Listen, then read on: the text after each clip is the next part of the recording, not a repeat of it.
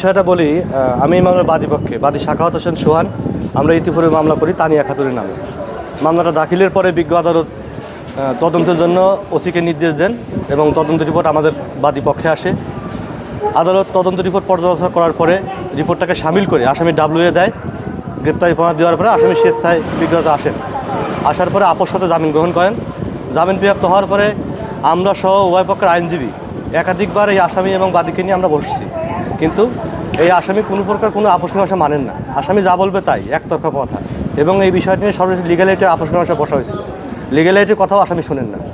আজকে এই মামলার তারিখ ছিল, আসামি এডিবেলে ছিল। আজকে তারিখে আসামি হাজির হলে আমরা জামিন বাতিলের প্রেয়ার দেই এবং লার্নেড কোর্ট উভয় পক্ষকে শুনে মামলার গুরুত্ব বিবেচনা করে এবং মহিলাকে অপরাধী মনে করে, সন্দেহভাবে মনে করে তাকে সিডব্লিউএমে কাস্টডি প্রদান করেছে।